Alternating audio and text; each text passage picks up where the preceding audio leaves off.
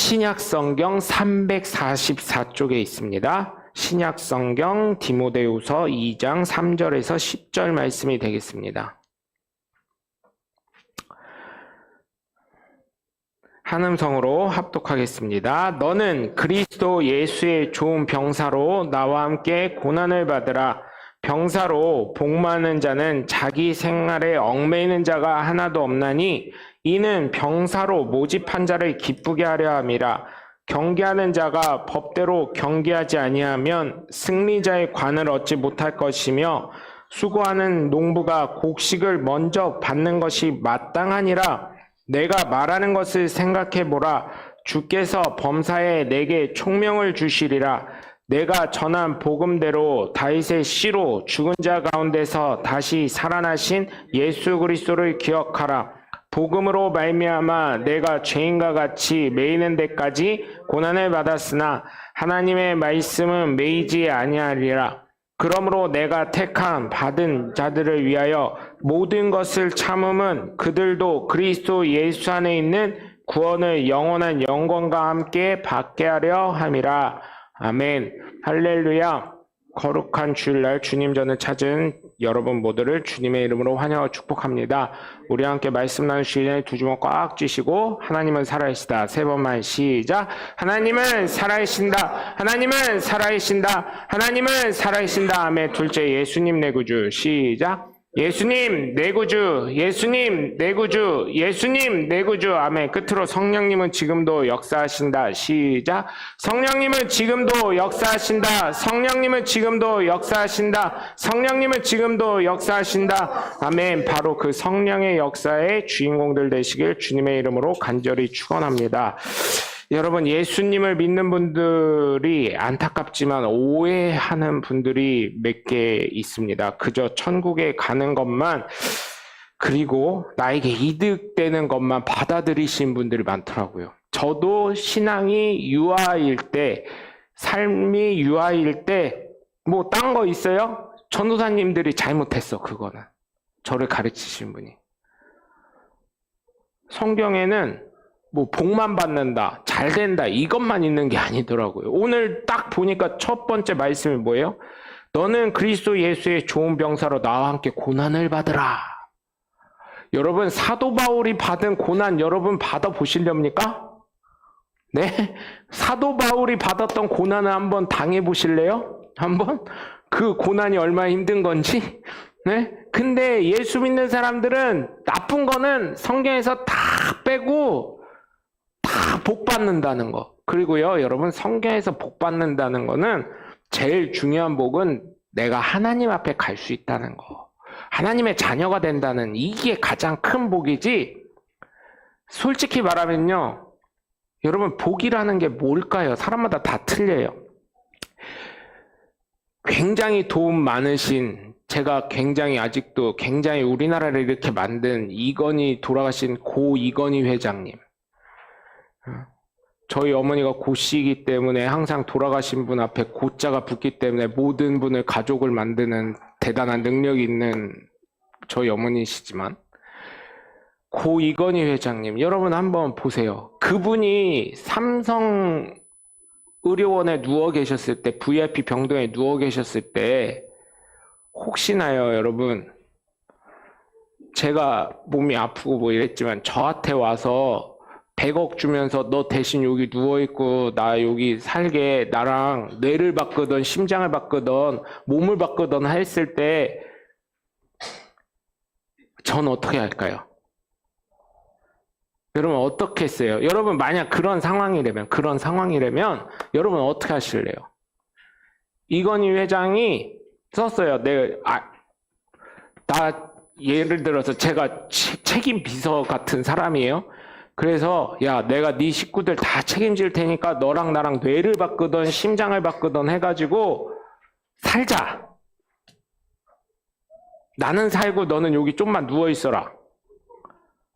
여러분 만약에 그런 경우가 나라면 여러분 하실래요? 300억 준대. 300억. 예를 들어서 이게 말이 표현이 300억이지. 여러분 300억 한번 생각해 보세요. 300억 준대요. 그러면 하실래요? 300억이면 제가 생각을 해봤어요. 그냥 은행에다 이자 넣어놓고 이자만 받아도 사는데 문제가 없겠더라고요. 일반적인 사람들은.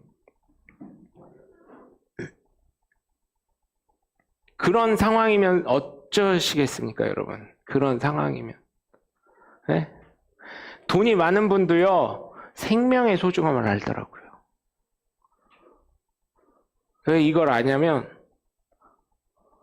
이번 홍수 때 여러분 오송의 그 지하차도 사건을 여러분 기억하실 거예요. 어제 저녁에 기사가 났어요. 그 의인이라고 했던 분 있잖아요. 화물차 기사. 3명 구한 의인. 그 사람 어제 현대자동차에서 통 크게 쏜다고 1억 한 8천 정도 되는 차를, 화물차 17톤짜리를 그냥 해줬대요.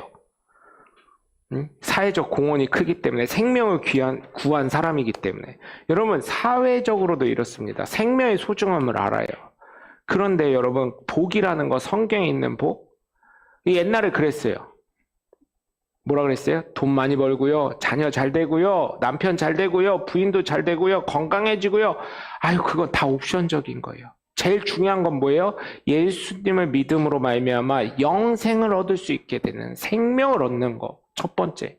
두 번째는 뭐예요? 하나님의 자녀로 권세를 누리게 되는 거. 세 번째, 예수 그리스도의 이름을 선포하면서 내 안에 성령이 내주하신다는 거. 이 세 가지가 얼마나 중요한 건지 모릅니다, 여러분. 정말 중요한 거예요. 이게 복이에요. 그런데 또 이제 어느 시대가 되니까 그런 물질의 복, 건강의 복 이러다 보니까 언제부터 그래요? 기독교는 복만 요구하는 거냐고. 근데 그렇게 하면요, 잘 됩니다. 진짜 예수 잘 믿으신 분들 잘 된대요. 그래서 저도 그렇지만 여러분도 그렇게 되시길 바라요. 정말 번뜩이는 아이디어, 번뜩이는 하나님이 주시는 능력으로 좀 됐으면 좋겠어요. 근데 제약이 있죠, 사실은. 근데 정말 잘 되시길 바랍니다. 성경을 한번 자세히 읽어보면 안타깝게도 한국은 성경을 한번 읽더라도 어떻게 됐어요? 예전에? 그냥 100독 했다는 게 자랑이요. 200독 한 게 자랑이요. 그래서 실제적으로 물어보잖아요? 그러면 책 넘기기 바빠가지고 대답 제대로 못하는 사람도 있다니까요. 간혹 있어요, 여러분. 200번이나 봤는데 목사님 그거 모르겠어요? 간혹 있더라고요. 그리고요, 여러분 200번, 100번 읽은 거요.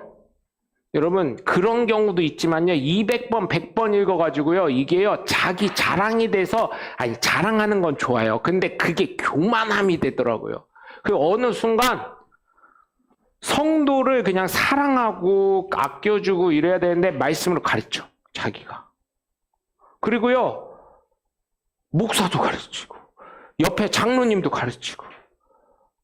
그래서 제가 말씀드리잖아요. 이단들 보라고, 사이비들 보라고, 말씀을요 우리보다요 어마어마하게 외웁니다. 여러분 거기 시험 보는 거 한번 문제집 갖다 드릴까요? 제가 이단 연구하시는 소장님들 몇 분 알거든요. 그거 갖다 드려서 우리 한번 시험 볼까요? 몇 점이나 맞나? 그런데 그 사람들은 지옥 가잖아요.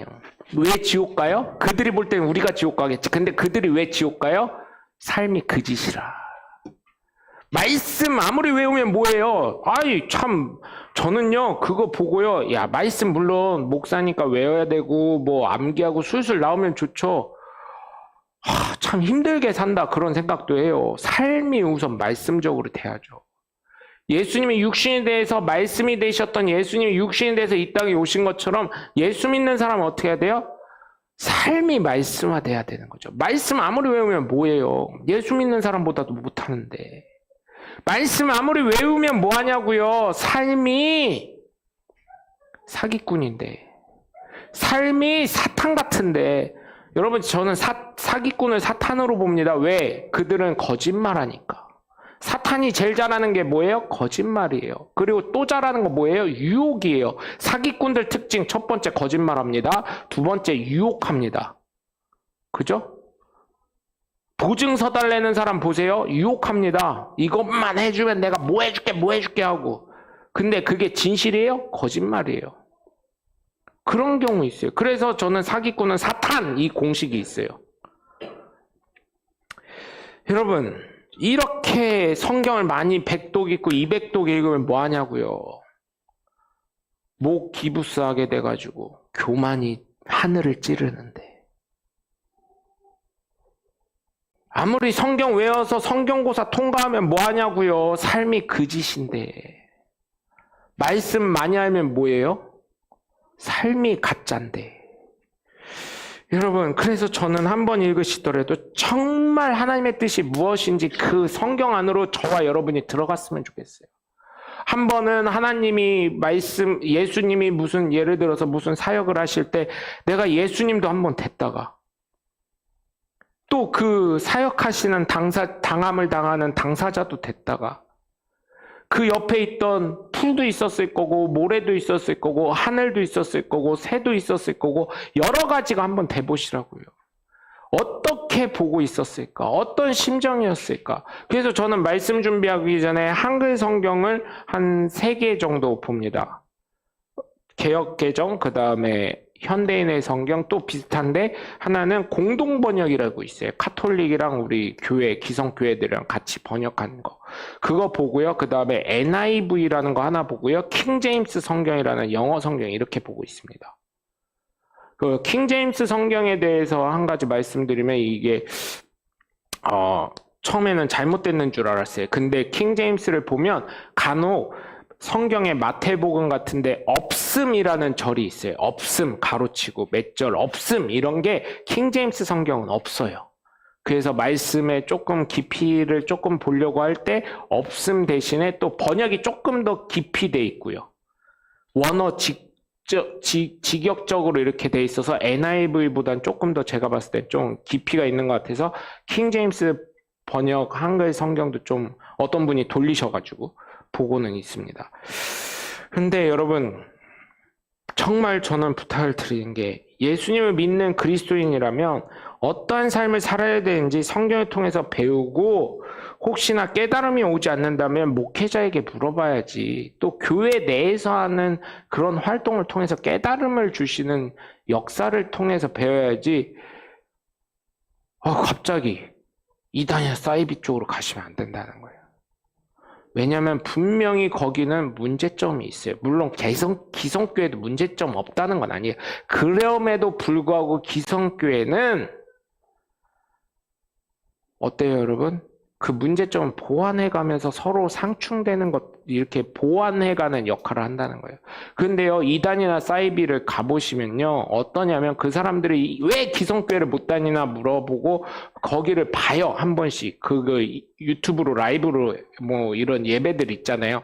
그러면 다 보는 건 아니고 이렇게 조금씩 봐요. 보면 굉장히 자극적입니다. 말씀이 굉장히 자극적이에요.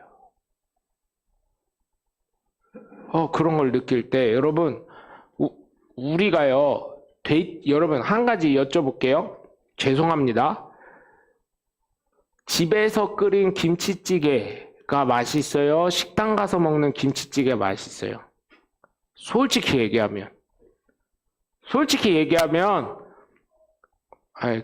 저는 제가 얘기할게요. 여기서 괜히 대답했다가 우리 장로님들 가가지고 그냥 할킴 당할까봐 제가 얘기하면 식당에서 해먹는 게 맛있어요. 왜 맛있냐? 조미료 넣잖아.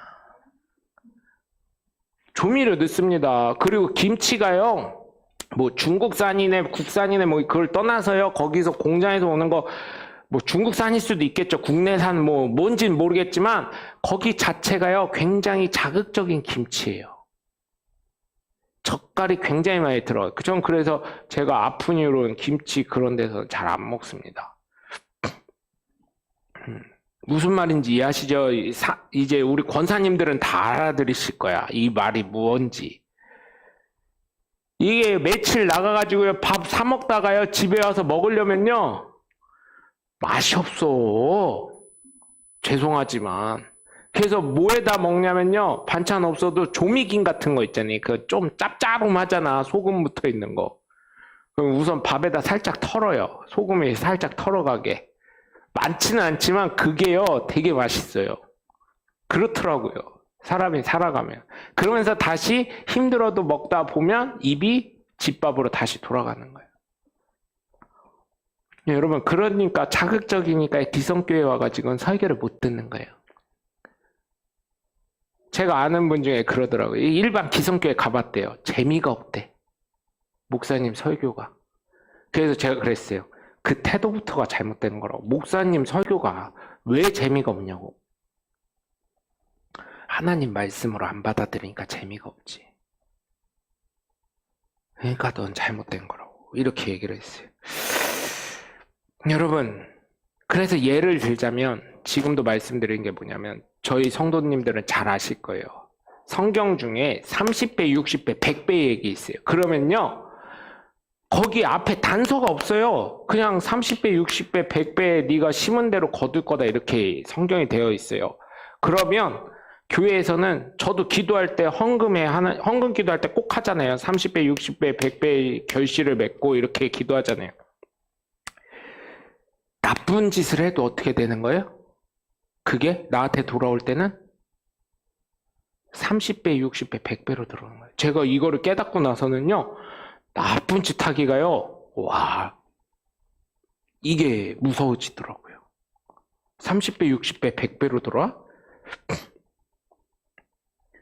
야, 이거는 좋은 것도 30배, 60배, 100배로 들어오지만 여기에다 또 저의 나름대로의 믿음을 갖고 얘기하면 어떻게 돌아와요? 30배, 60배, 100배를 다 곱하니까 18만 배로 돌아오는 거야. 야, 단지 하나 예를 들어서 싱가포르라고 쳐볼게요. 단지 하나, 싱가포르 얘기를 많이 하지만 태영이라는 게 있다고 말씀드렸죠. 태영, 지금은 벌금으로 많이 바뀌었다고 그러더라고요.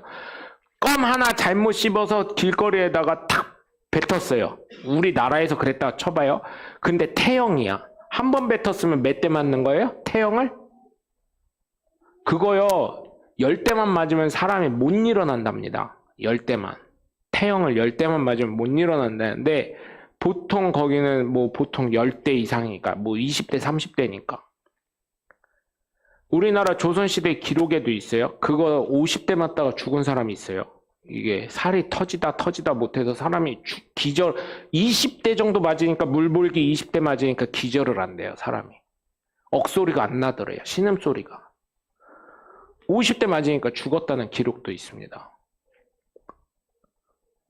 여러분, 그렇게 했는데 18만 대를 맞는다고 생각해 보세요. 죽어도 때리는 거예요. 여러분, 옛날에 조선시대 때나 고려시대 때 기록 보면은 나중에 죄인인 게 처음에 봤더니 이 사람이 공을 세운 사람이야. 나중에 봤더니 정권이 바뀌어서 봤더니 이게 제일 나쁜 놈이었어. 나를 괴롭힌. 그럼 어때요? 무덤을 파서라도 어떻게 해요? 다시 또 목을 베잖아요. 여러분, 그래서 잘 심어야 하는 것입니다. 좋은 것을 심어야 합니다. 그런데 항상 좋은 것에만 적용하고 나에게 불리하거나 약점이 되는 것은 적용하지 않기 때문에 어때요? 사람들은 착각에 살아가는 거예요. 나는 잘하는데. 나를 비판하는 제가 잘못된 거예요. 사람의 작은 티끌 하나 그거 지적하면서 지 눈에 있는 들보는 안 봐? 이렇게 되는 거예요. 왜 지는 지나 잘하지 왜 나한테 그래? 이렇게 되는 거예요, 여러분. 그래서 제가 부탁드리는 건 정말로 그렇게 평가하는 것 자체가 하나님의 자리를 내가 뺏어버린 교만함인 거고요. 두 번째로는 정말 이런 말씀들을 정말 내 안에 정확하게 좀 적용시켰으면 좋겠어요. 그냥 잘 되는 것만, 좋은 것만 나한테 적용하고 안 좋은 거는 아유 저러니까 저러지 이렇게 안 했으면 좋겠습니다. 정말 저와 여기에 계신 우리 성도님들은 정말 하나님의 사랑으로 복음을 믿는 사람으로서 하나님이 주신 그 은혜를 기억하면서 살아가는 하나님의 복된 자녀들 되시길 주 예수 그리스도의 이름으로 간절히 축원합니다. 오늘의 말씀은 자신의 영적인 자녀인 디모데에게 사도 바울이 쓴 것입니다. 그러다 보니까 자신이 지금까지 사도로 목회자로 살면서 어떻게 하는 것이 좋은 것인지 또 조언을 해준 거예요. 그 중에서도 오늘의 말씀은 복음을 믿는 사람이 어떠한 삶을 살아야 되는지에 대해서 사도 바울이 디모데에게 작성해 준 것입니다. 이 말씀을 통해서 정말 저와 여러분이 어떠한 삶을 살아야 되는지 한번 생각을 했으면 좋겠습니다. 첫 번째로 오늘 3절과 4절에 있는 것처럼 예수 그리스도의 병사임을 우리는 알아야 돼요. 에베소서 6장을 봐도 뭐라 그래요? 혈과 육의 싸움이 아니라 보이지 않는 영적 전투를 하는 사람이 바로 예수 믿는 사람이에요. 그래서 하나님이 주시는 전신갑주를 입으라 그렇게 되어 있잖아요. 취하라 이렇게 되어 있어요. 여러분 왜 전신갑주를 취해야 돼요? 영적인 전투를 승리해야 되기 때문에. 어떤 분이 그리셨는지 누가 첫 번째로 그렸는지 모르지만 여기엔 천사가 나와요. 그죠? 천사가 나와가지고 용서가 그러면 안 돼 이러고 있어요. 이쪽에서 하면 마귀가 이래서 야 아무도 안 본데 뭐 어때? 한 번쯤은 괜찮지 뭐 이렇게 하면서 꼬셔요. 그래요 안 그래요? 여기서 천사가 아유 그러면 되겠니? 여기선 아이 그러면 안 되지 뭐 이렇게 응? 뭐 이런 식으로 그래도 돼 막 이렇게. 여러분은 그럴 때 유혹에 어떻게 하시겠습니까? 복음을 믿는 그리스도인으로서 어떠한 삶을 사시겠어요? 병사들도요, 여러분 어때요? 휴가가 있기 때문에 우리나라 군인들도 휴가가 있기 때문에 기쁘고 행복한 거예요. 저는요, 성경 보면서요, 제가 군대 가기 전에는 이해를 못했는데 군대를 갔다 오고 나서 밧세바의 남편인 우리야. 이해 안 가더라고요, 저는. 다윗이 어떻게 했어요? 밧세바를 범하고 혹시나 임신한 게 들킬까봐. 근데 몸이 이상해요. 월경을 안 해요. 밧세바가 얘기했을 거 아니에요. 사람을 통해서 보내서 다윗 왕에게. 그러자 다윗 왕이 어떻게 해요? 전장에 있는 우리아를 데리고 오잖아요. 전령을 시켜서. 데리고 와서 야, 너 고생했다. 좀 집에 가서 휴가 좀 보내고 이렇게 해라. 밧세바도 보고 이렇게 해라. 그랬더니 어떻게 해요? 아닙니다, 주군. 저는 어떻게 한다고요? 전장에 있는 병사들을 생각하면 제가 어찌 잘 수 있겠습니까? 하고 다윗의 성곽에서 지키는 병사들과 함께 잡니다. 먹고 잡니다. 저는요, 이해 되게 안 돼요, 아직도. 우리아가 물론 천국 갔을 거라고 전 믿습니다. 희생당한 사람이니까. 그냥 한번 물어보고 싶어. 왜 그랬소? 이렇게. 왜 그때 그랬소? 병사한테는 뭐가 제일 소중해요? 첫 번째로, 건강하게 제대하는 게 제일 중요합니다. 그죠? 두 번째는 뭐예요? 군인한테? 제대만큼 좋은 게 뭐예요? 제대 다음으로? 제대만큼 좋은 건 없지만 제대 다음으로 좋은 게 뭐예요? 휴가잖아요, 휴가. 근데 몇 년 전에 어떤 분이 저 만나서 그러더라고요. 자기 군 생활 할 때 이제 그 얘기를 하시는 거예요. 휴가를 나갔대요. 신고를 하고 나갔다가 그 다음날 부대에서 복귀 명령이 떨어지고 전화가 왔대요. 그래서 뭔가 했더니 신문 그날 저녁에 김일성이 죽었다고. 모두 복귀하라고. 자대 복귀하라고. 그래서 놀다가 바로 들어갔다고. 또 어떤 분은 또 거기서 그 얘기 하시는 거예요. 그 두 분이 친구거든요. 나는 신고하다가 들어갔다, 야. 신고하다가 들어갔대요. 그래가지고 여러분 그런 얘기를 했는데, 여러분 군인에게는 휴가가 정말 중요한 것입니다. 그런데 우리아는 그렇게 했는데, 여러분 왜 그래요? 4절에 그 이유가 나와요. 병사로 복무하는 자는 자기 생활에 얽매이는 자가 하나도 없고 이는 병사로 모집한 자를 기쁘게 한다는 거예요. 저와 여러분은 하나님의 자녀이자 어때요? 병사예요. 그런데 여러분 제가 이 말씀을 준비하면서 사도 바울이 잘 표현은 했지만 이해를 돕기 위해 잘 표현했지만 하나님의 자녀인 게 더 좋은 거 아닌가? 여러분 왜냐하면 내가 자녀예요. 내가 예를 들면 삼성가의 자녀야. 그럼 그 재산 지키기 위해서 어때요? 어때요, 여러분? 그 재산 지키기 위해서. 네? 그 재산 지키기 위해서 어때요, 여러분? 법이 자꾸 기업을 죽이려고 하는 법이야. 노동법이 강해져요. 그러면 어떻게 해요? 일반적인 생각을 해보세요. 어떻게 할까요?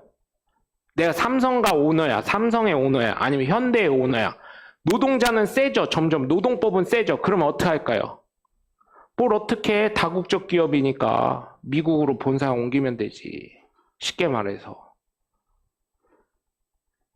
하나님의 자녀라면 어때요? 하나님의 의와 하나님의 뜻과 하나님의 나라와 하나님의 기업들을 잃지 않기 위해서 최선을 더 병사보다 하지 않을까요? 그런데 병사는 뭐예요? 그를 모집한 사람을 기쁘게 하려고 자기 생활에 얽매이지 않고 또 어떻게 해요? 병사로 모집한 사람을 기쁘게 하기 위해서 훈련이나 모든 것에 고난임에도 불구하고 그것을 기쁘게 동참한다는 거예요. 저와 여러분은 예수 믿는 사람이에요. 때로는 여기서 천한 천사가 나타나서 야 그렇게 하면 안 돼. 어쩔 땐 마귀가 유혹하면서 야 이거 해도 돼. 아무도 안 보잖아. 누가 알겠어. 이럴 수 있습니다. 그런데 우리는 누가 보고 계셔요? 하나님이 보고 계시니까. 성령님을 모시고 있는 하나님의 거룩한 성전이니까 그렇게 하면 안 되는 거예요. 그래서 여러분 복음을 믿는 사람으로서 그리스도의 좋은 병사로 때로는 고난이 있을진 모르지만 때로는 내 삶에 어려움이 있고 역경이 있고 질병이 있고 시험이 있을지 모르겠지만 나를 위해 생명을 내던지신 예수 그리스도의 고난을 생각하시면서 예수 믿는 저와 여러분이 예수 그리스도의 병사로, 군사로, 하나님의 귀한 자녀로 복음을 잘 믿고, 잘 배우고, 잘 섬기고, 잘 따르고, 잘 전하실 수 있는 하나님의 복된 자녀들 되시길 주 예수 그리스도 이름으로 간절히 축원합니다. 두 번째로는 복음을 믿는 사람의 삶은 운동선수, 경기하는 사람인 줄 믿으시길 주 예수 그리스도 이름으로 간절히 축원합니다. 옛날에는요, 로마 시대에는 1등만 살아남았습니다. 2등, 3등은 없었어요. 지금 올림픽은 어때요? 1등은 금메달, 2등은 은메달, 3등은 동메달이었어요. 근데 그때는요, 어때요? 여러분? 원형 경기장 그 로마 옛날 고대 영화 보면, 중세 고대 영화 보면 어때요? 로마 황제 네로가 어때요? 사람들끼리 경기를 하잖아요. 배너 이런 거 보시면 막 말 타고 막 마차 타고 막 전투를 하는데 마차가 어때요? 옆에 막 칼이 달려있고 막 이러잖아요. 그러면서 발목도 끊어버리고 어떻게 해요? 결국 마차 버리고 이 사람 칼 들고 적군을 칼로 이렇게 찌르죠. 그러다가 어떻게 해요? 사람들이 인기 있는 사람은 살려주라고 하지만 인기 없는 사람은 어떻게 해요? 죽이라고 이렇게 하잖아요. 이런 식으로. 근데 네로 황제가 죽이고 싶은 사람을 죽이는데 백성들이 살려라 이렇게 했는데 죽이면 어떻게 돼요? 폭동이 일어나고 병사들이 또 잡고. 여러분 경기하는 사람은요 그 경기의 방식과 법칙에 따르는 거예요. 우리나라도 축구도 어때요? 경기의 방식과 법칙에 따라야 월드컵 트로피를 얻는 거예요. 우리나라에서 운동 중에 제일 깨끗한 운동이 뭔지 아십니까 여러분?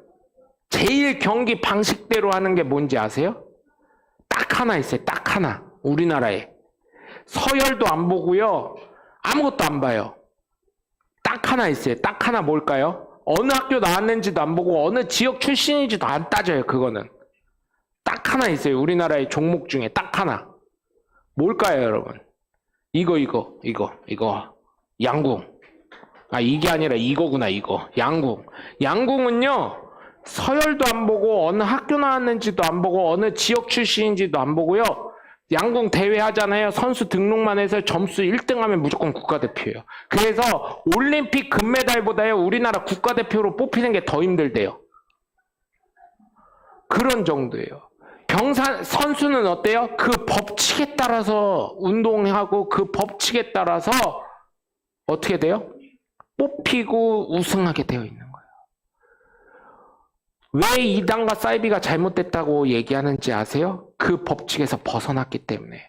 복음에는 분명히 예수 그리스도 아니면 절대로 구원받을 수 없다고 말씀을 전했는데 자꾸만 이단과 사이비는 뭐라 그래요?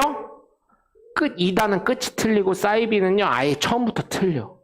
예수님한테 향해서 가는 것 같지만 예수님이 바로 우리가 믿고 우리가 섬기고 우리가 따르고 우리가 전하는 예수님이 아니라 있어요. 이렇게 앞에 저 이렇게 했다고 저 아닙니다잉? 앞에 누군가는 있다는 얘기요. 그래서 여러분 나는 신이다 해서 봤잖아요. 교주들이 여자들과 다 하면 안 되는 짓 하고 여자 교주는 남자들이랑 하면 안 되는 짓 하고 있고 사람이 거기서 매 맞아서 죽고 잘못되고.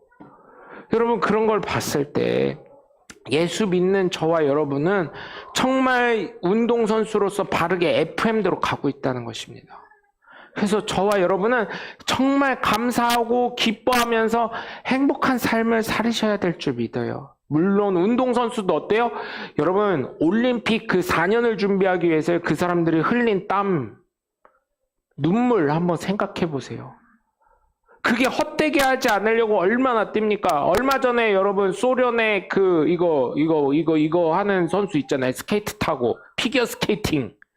소련의 1등 금메달 땄던 친구가 뭐라 그랬어요? 뭐 어쩌고 하니까 김연아, 우리나라 올림픽위원회에서 김연아 금메달 다시 그거 재심 청구한다고 하죠. 그렇게 되는 거예요. 후일을 해도. 경기의 법칙에 따라서 어느 누구나 공평하게 동일하게 가야 된다는 것입니다. 그래서 여러분 정말 저와 여러분은 하나님의 나라를 향해서 가되 바른 방법으로 바른 뜻으로 예수 그리스도 오직 예수만을 전하면서 살아가시는 예수님의 방식대로만 살아가셔서 영생을 주시는 예수 그리스도를 믿으며 살아가시는 하나님의 복된 자녀들 되시길 주 예수 그리스도 이름으로 간절히 축원합니다. 끝으로 복음을 믿는 사람의 삶은 농부와 같다는 걸 믿으셔야 돼요. 여러분 저는요 농부가요 제일 쉬운 직업인 줄 알았어요. 근데 요즘은 선망하는 직업이 농부래요. 여러분 그거 아세요? 요즘은 선망하는 직업이 농부래요. 요즘 농부요 옛날처럼요 벼심으러 가서 아이고 허리 아프다 새참 준비해라 며느리 들어오면 야 휴가 내서 어딜 가려고 그래 모내기 하러 와야지. 요즘은 안 그렇습니다. 농사도요 어떻게 하냐면 드론 있잖아요. 드론 가지고 거기에다 벽시 같은 거 놓고 거기에다 후두두두두둑 이렇게 흘려보내고요. 또 어떻게 하냐면 농약 뿌릴 때도요 거기에다가 통 같은 거 이렇게 해가지고요 쭉 보냅니다. 평당 얼마를 받는다고 하는데 이 드론이요 야 사람이요 한 2박 3일 할 거를요 2시간이면 끝내요. 2시간이면 끝낸다고 하더라고요. 그리고 요즘에 논농사에 또 뭐가 나왔냐면 보트가 나왔더라고요. 보트. 그러면 거기에 사람이 타요. 그러면 사람이 타서 거기에서 이렇게 움직이면서 하는 보트도 있고요. 자기가 하는 것도 있고요. 드론처럼 조종해 가면서 하는 보트도 있고요. 야, 요즘 기술 좋더라고요. 그리고 여러분 딸기 따는 거 논산 가서 봤거든요. 사람이 안 따요. 외국인 노동자가 안 따요. 기계 설치하는 것도요 논산시에서 몇 프로 대준대요. 제가 그건 몇 프로 대줬는지 까먹었어요. 그거 거의 반액 정도 대주는 걸로 알고 있어요. 스마트팜이라 그래가지고요. 사람이 안 따요. 기계가요 가가지고요 이렇게 봐요. 사람 눈처럼 봐가지고요 색깔이 어떤가 확인을 한 다음에 이렇게 가요. 속도는 좀 느려요. 그런데요 그동안 이 사람은요 딴 일을 하니까 또 얼마나 좋은지 몰라요. 기계를 딱 틀어놓으면요 기계가 해가지고요 바구니가 이렇게 있어요 위에. 그럼 가서 가위 같은 게 이렇게 꼭지라고 해야 되나요 쥐기라고 해야 되나요 그걸 가위로 딱 따고요 그대로 잡아서 이렇게 탁 넣더라고요. 야 신기하더라고요. 요즘은 그래서요 외국인 노동자가 거의 필요 없답니다. 답답한 것 같은데요 이분은 딴 일을 하니까 놀러 나가도 돼요. 이거 켜놓고. 그리고 충전도요 지가 와서 자기가 그 청소기 있잖아요 그것처럼 와서 딱 꽂혀서요 충전이 된대요. 그러다 시간 배터리 풀 충전되면 내가 엔터키만 눌러주면 가서 자기가 다 따온다는 거예요. 그런 세상이 그런 세상. 여러분, 농부는 어때요? 농부는 거두고 심고 하는 거예요. 내가 파종을 하고 나서 그게 열매를 맺으면 거두는 거예요. 그런데 그 시간이 짧지 않아요. 내가 흘리는 땀이 짧지 않은 거예요. 요즘에 만약 성경을 다시 사도 바울이 쓴다면 농부는 뺐을 것 같아. 농부는요. 야, 스마트팜 있잖아 이럴 것 같아요. 스마트팜. 응? 스마트팜 하면 누가 자꾸 생각나서 막 대북 송금 뭐 이런 게 생각나실 수 있는데, 그런 스마트팜인지는 모르겠지만 그쪽에서 말하는, 제가 말씀드린 건 로봇가 다 하고 인공지능으로요. 여러분, 인공지능으로요, 시간 되고 온도가 안 맞잖아요. 습도가 안 맞잖아요. 그러면 이 파이프에요 물줄기가 다 들어있어 가지고요, 시간 되면은 쫙 내려오더라고요. 여러분, 그런 걸 보면서 농부는 어째요? 예전 고전식으로 하자면 땀과 핏방울을 다 흘리면서 그 열매 하나 거두기까지 얼마나 고생을 합니까? 예수 믿는 사람이요, 어느 누가 복만 받는다고 했어요. 그 복을 받기 위해서 얼마나 고생을 합니까? 한 영혼 전도하기 위해서 얼마나 고생을 합니까? 그래서 저는 그러잖아요. 예수 믿는 것 자체가, 그러니까 제가 말씀드린 거, 교인과 성도는 구분하셔야 돼요. 교인은 예수 믿는 거 아닙니다, 여러분. 정말 제가 판단하는 게 아니라 교인은 예수 믿는 거 아닙니다. 그냥 교회 멤버십을 갖고 교회를 왔다 갔다 하는 거지. 예수 믿는 척 하는 거지. 그건 제가 판단하는 건 아니에요. 그런데 그렇다는 거예요. 그런 사람도 있다는 얘기를 말씀드리는 거예요. 그러나 진정한 예수님을 믿는 성도의 반열은 정말 고행의 길이에요.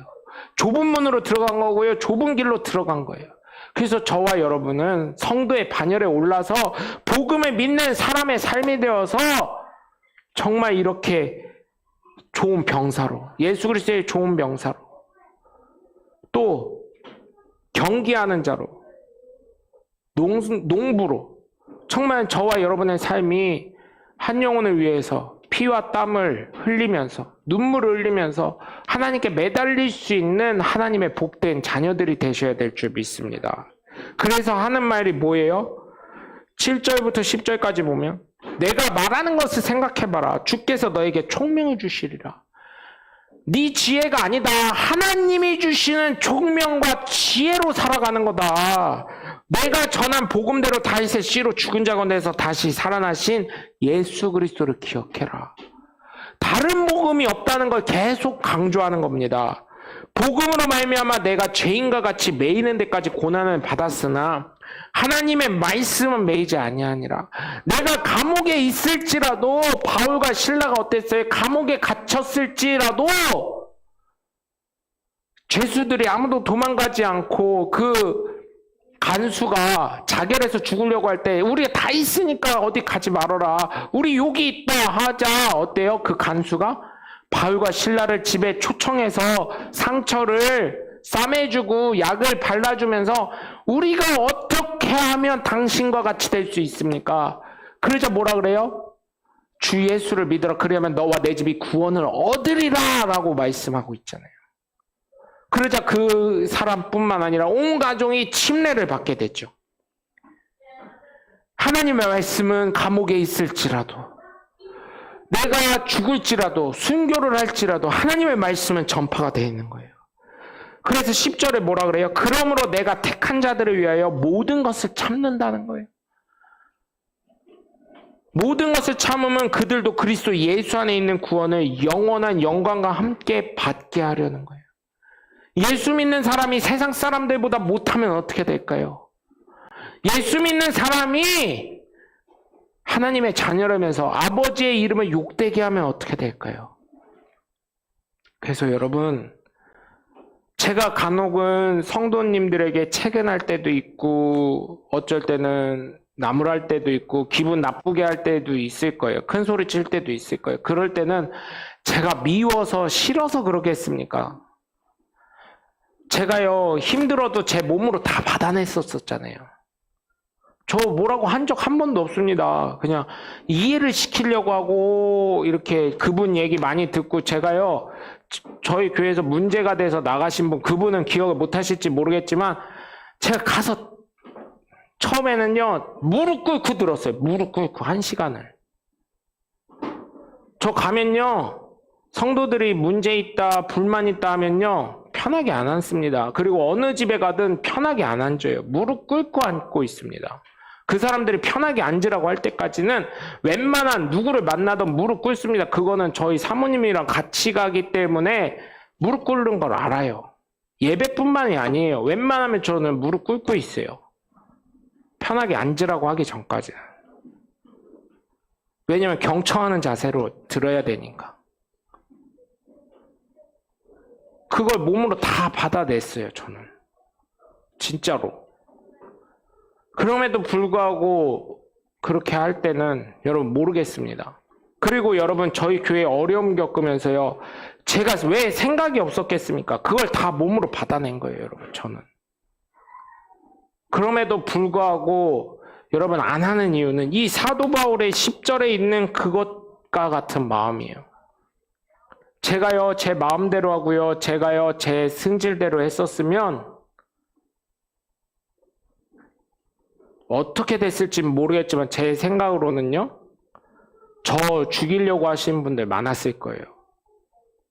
저 아마 이 세상에 살기 어려울 정도로 욕먹던지 아니면 저를 누군가는 기습했을지도 몰라요. 저는 그렇게까지 생각을 해요. 그런데도 제가 제 몸으로 다 받아낸 거는 여러분 예수 안 믿는 사람들, 교회 다녔다가 안 다니셨던 분들, 그분들 때문에, 그리고 세상에 손가락질 받기 싫어서. 여러분 그렇기 때문에 복음에 믿는 사람의 삶은 사도 바울이 감옥에 가서 매질당하고 그렇게 할 일이 뭐가 있었겠습니까, 여러분? 그럼에도 불구하고 했던 일은 뭐예요?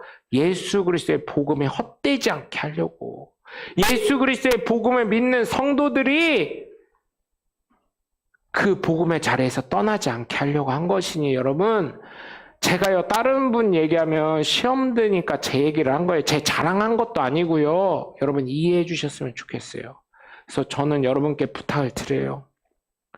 여러분 때로는 괴롭고 진짜 저거 어떻게 하면 죽이지? 이런 생각이 드실 때도 있어요. 그런데 여러분 용서는 하지 마세요. 제가 말씀드릴게요. 저도 용서 못하면서 누구한테 용서하라고 하겠어요? 예수님이 아닌데.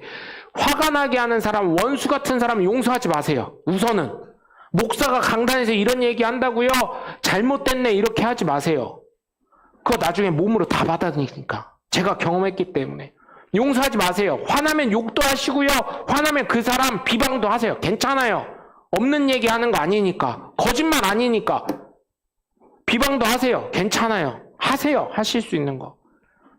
대신 여러분, 우리가 복음을 믿는 사람으로서 사도 바울이 어떤 심정이었을까? 성경에 왜 굳이 이 내용이 있었을까? 하나님이 왜 이것을 성경에 넣게 허락하셨을까 생각하시면서 우리의 삶이 복음을 믿는 사람으로서 좋은 병사로, 병사를 모집한 자를 기쁘게 하는 것처럼, 경기하는 자가 승리의 면류관을 위해서 그 법칙을 지키면서 경기를 하는 것처럼, 또한 농부가 수고해서 곡식을 받을 때 그 인내를 기쁨으로 눈물로 받는 것처럼 저와 여러분은 오직 예수님만을 생각하며 예수님의 뜻과 마음을 헤아리며 이제는 하나님을 기쁘시게 할 수 있는 하나님의 복된 자녀들 되셔서 복음을 믿는 하나님의 복된 자녀이자 성도이자 그리스도인으로 살아가시는 하나님의 복된 자녀들 되시길 주 예수 그리스도 이름으로 간절히 축원합니다.